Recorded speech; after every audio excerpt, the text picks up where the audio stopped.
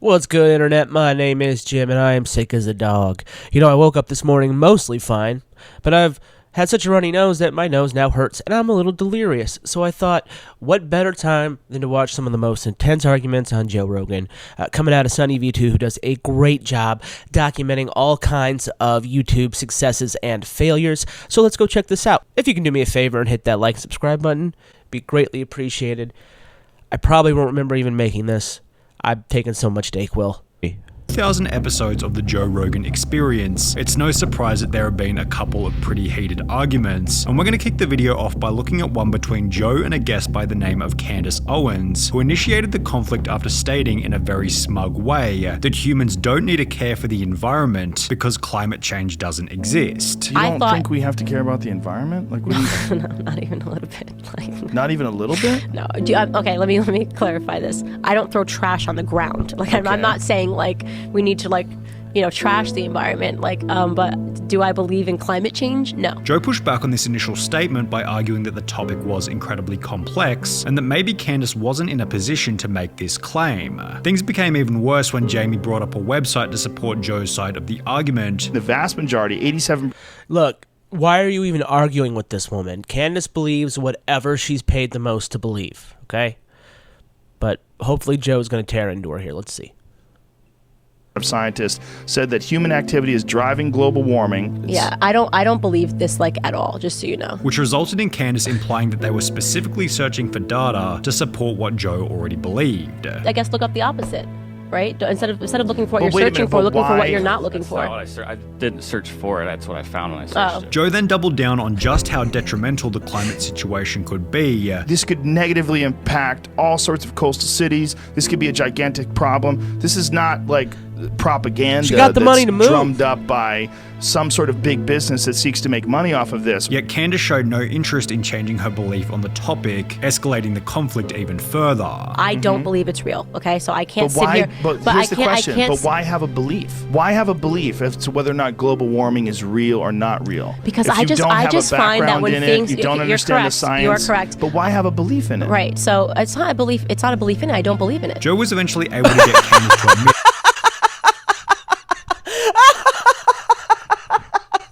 It's not a belief, I believe in it. That is the most stupid phrase I've heard in a long time.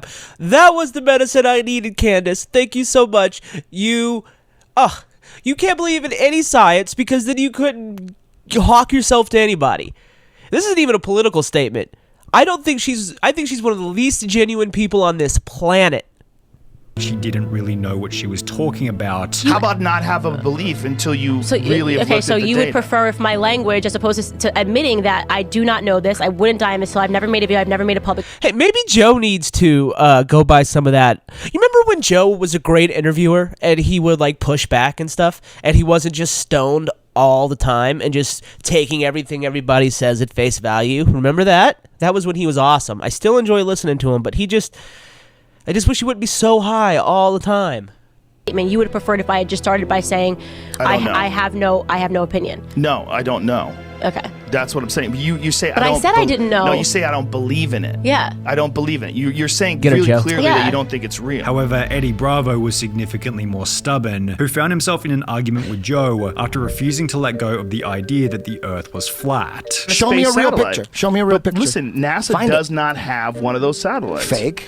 Why does it look fake? It looks like something you'd see in a movie. That's because when they do it in a movie, they try to make it look like this, which is what looks real. Why would it be fake? Propaganda, man. After Eddie kicked off the argument by claiming that every round picture of the Earth is fake, Joe continued the conversation by requesting to see a legitimate photo of a flat Earth. Is there a photo of this flat Earth? No, like I just said again. That's what I asked. There's no photo of the flat Earth from space. There's no photo of the round Earth from space. That's not true. That's not true. It's all fake. Why do you say they're fake? Oh my God. Eddie Bravo is ridiculous. Doesn't he believe in subterranean lizard people?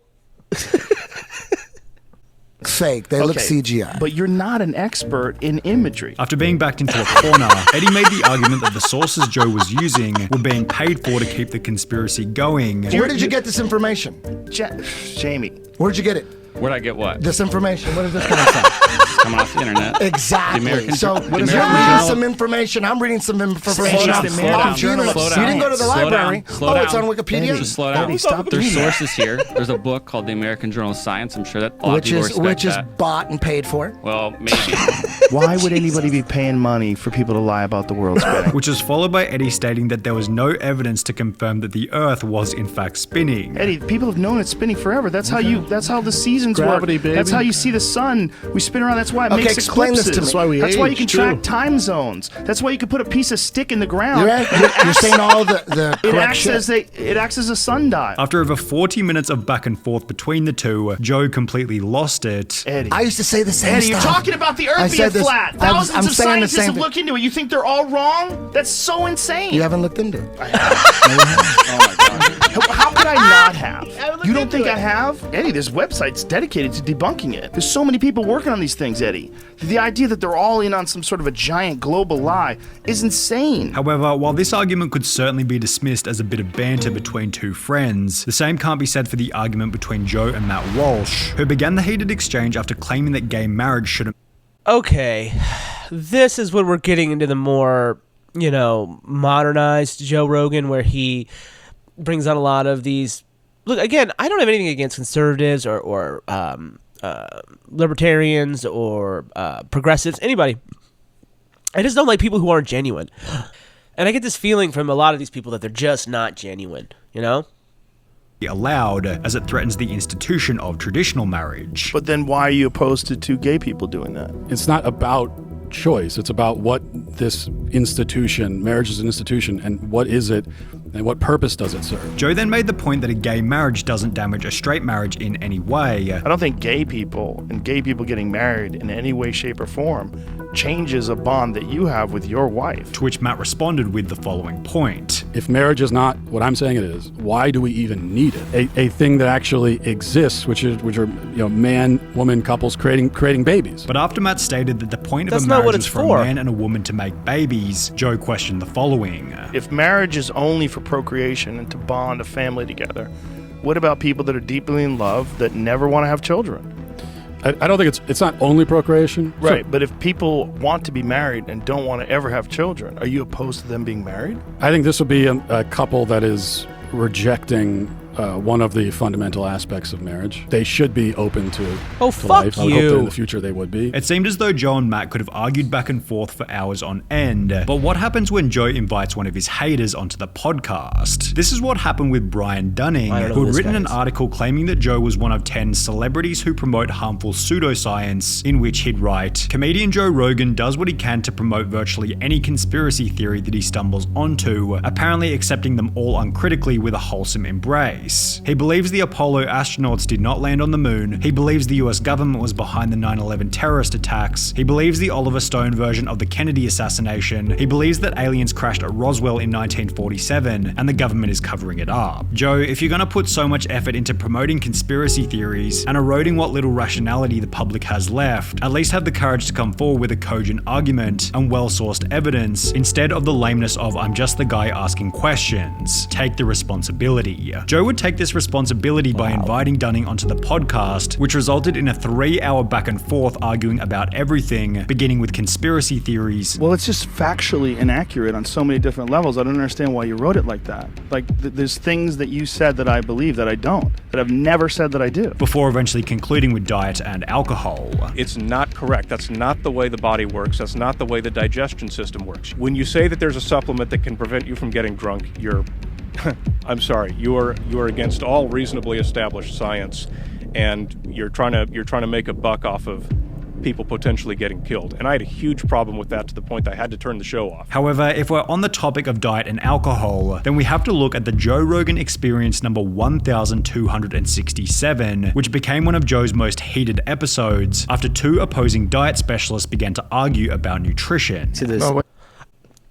If you watch the Joe Rogan Experience, you know that there's 47 perfect diets that you could choose between any of them. There's so many different experts that go on that show, and some of them are great, and but sometimes they're just he gets so much information that's conflicting, No, Gary, you talked for a long time, and I'm going to talk for as long as I want now. Throughout the whole episode, the two guests were continually mocking each other in a very subtle way. How does the brain regulate that? I didn't say it regulated that. Hold on, Gary, hold on. That's fascinating. But how does the brain do that? Which accompanied other segments where the guests made it very obvious that they hated each other. Data are very clear on that, Gary. So No. Yes, they are. Look, we have data. We can't say things like that, Stefan, because we're going to disagree on what the data say. Let's move on. You think they ate mostly fish? That's incorrect, okay, according to the data. I remember you saying that in your book, something to that effect. Stefan, read what you've got in my book. Read what I say. Anyway, just read what I say. Let's go on. We don't have to argue about it. Read what I say. I'm going to move on here. The adversity between the two guests became so great that Joe had to intervene on more than one occasion. Gary, I really continue to get the feeling that you do not understand. When's he going to start human commentating energetics. these two? Because that's not how it works. Well, no, I'm just saying 10 calories stored in the fat tissue. That's 10 just calories, mathematics. 10 calories. I didn't say anything about Gary, how much you have to eat. I'm not done. Okay, no, but you're insulting me, Gary, Stefan. You got to stop doing that, dude. Gary. You keep acting like you think I'm an idiot. All right, are you done now? Are you done? Can we be clear that we're talking about... Are you done now? Can I just finish this? No, you can't until I am done. Me without, no, Gary, you have He's- time to respond. You can respond, write down notes on what you want to respond to, and after he's done, you can talk Yeah, but about we're it. going to get Now, into a look, long study. discourse Wow. on Well, listen- something that's not the point. Well, let's No, find out if it is the point. We don't know what he's going to say. Thank you. Okay. But despite this, the two diet experts failed to agree on almost anything. What do you It's- disagree with? Well, virtually everything. As we've seen so far, Joe Rogan is pretty good at keeping his cool whenever things get spicy. However, in a recent episode with Dave Portnoy, Joe struggled to keep fucker. his cool after Dave stated that Tommy Fury wasn't a real boxer. Another giant fake. I saw Tommy Fury box. He is not a boxer. Well, he's definitely a boxer. Well, he puts on gloves. He's definitely a boxer. Dave went on to make the point that Tommy was only famous due to his brother's name. We would not know who Tommy Fury was if his last name wasn't Fury. Probably we wouldn't know as much about him. I don't. But he's still a good-looking guy. He's built great. He looks Well, like those are- he yeah. looks the part. Looks the part. And while the conversation was somewhat amicable in the beginning, the tension escalated after Jamie pulled up a video of Tommy Fury's boxing. Look at this. Look at this. He's fighting a professional boxer. The guy's fighting looks good. Dude, you're crazy if you don't think Tommy Fury's a I don't boxer. think- Look at that uppercut. Watch this. Find Look, the just Tommy look at Fury. this. Find Dude. the Tommy Fury fight. Can you You're find me the just record of watch Volkanovski? this. Stop. Watch this. Watch this. Look at this. You're out of your mind if you don't. Look at this. What Look do at that right hand. That was in slow motion. No, I it's think. not in slow You're motion. gonna argue with Joe Rogan about fighting? He's 100% a legitimate professional boxer. If you don't think so, you're just being a hater. The argument between Joe and Dave felt like it was coming from a fun perspective. However, Joe Rogan's argument with Adam Conover was significantly less yeah, I friendly, remember this which began when Adam stated that he saw nothing wrong with transgender athletes. Sports with trans athletes who are competing with with their gender, right? That is a sporting world that I'm more interested in. Joe responded to Adam's position by making the point that it's unfair for a biological man to compete against women. If you're a woman and you're a natural woman and you don't take any extra hormones or male hormones, you're not taking steroids or any sort of performance-enhancing drugs, you're doing your very best to compete and you're at the top of the heap. But then someone comes along that was a kicks man the shit out for of you. 30 years and decides that they're going to be a woman, and this has happened, and literally transitioned a few months ago, and competes as a woman and destroys records and dominates you in that sport. That's not competing on a level playing field. It's not fair. It's as much cheating as taking steroids when the other person doesn't. I disagree, and I've. What do you disagree about? I've already. Well, I don't think that there is such a thing as a perfectly level playing field. I think we decide what kind of playing field we want to have. Sure, but we do make the distinction where we don't allow men to compete in women's divisions. And I think that distinction may be breaking down a bit, right? And I think it may be time to break down that distinction a little bit. So you think that males should be able to compete in the women's division of weightlifting? No, I don't necessarily. But they can if they transition. Well, first of all, the debate became even more heated after the two got onto the topic of transgender children. If you're shooting hormones into a child and you're affecting the child's development, you're saying that's not a choice. That's nonsense. Of course it's a choice. You're choosing to chemically change this child's body. Which then turned into a weird debate about the existence of alpha males. It's not scientific, but it is true that women are hardwired to be attracted to confident, athletic men. I don't know if I agree with that. But really? Yeah. But if you ask girls, like, what are you into? And you say, are you into tall, muscular, confident men who are also nice to you? Jesus Christ, it's going to be off the charts. It's going to be like most of them. I'm really not sure that's the case. Really? However, at least Joe was sober for the Adam Conover debate, as alcohol was one of the main drivers. Okay, alcohol's coming. You know, Adam Conover makes a fun show. If you haven't seen Adam Ruins Everything, I think it's worth watching, especially the one on Security Theater. It's funny because if you watch that show, he's got a lot of things, different perspectives. Some coming from more liberal sides, some coming from more conservative sides, mostly liberal. He's kind of comes off like a douche to me whenever I hear him talk outside of the show. And in the show, he's a douche, but it's kind of like a character. But then when you watch him outside of the show, he just seems like that douchey guy, right?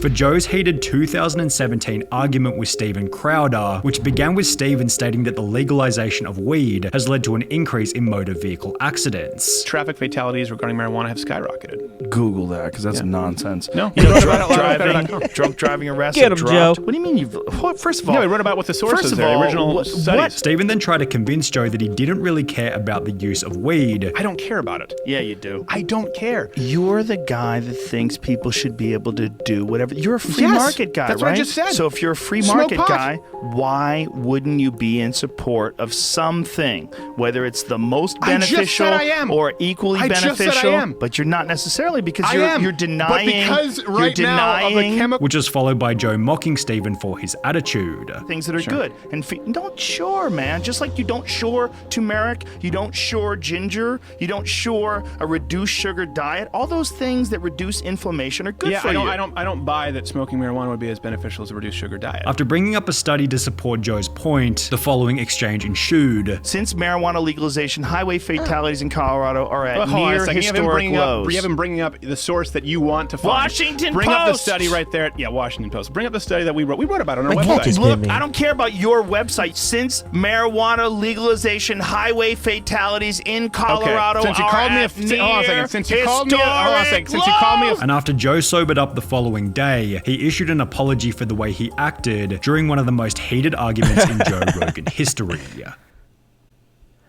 Yeah, God forbid you actually tell the truth, right? It's funny, I don't think Steven Crowder's been on that show for a long time, and he's like one of those uber conservative, like, fight big tech guys. Isn't it like Joe Rogan against the big tech? I guess maybe they did have a real falling out there. Well, that was really fun. If you guys want to watch more documentaries and stuff, let me know in the bottom. It's the first time I've done something like this. Also, I'm experimenting with the pausing, so let me know what you think about that. And I really appreciate you guys if you could subscribe. I'm almost at 1,000. You guys are awesome. Peace out.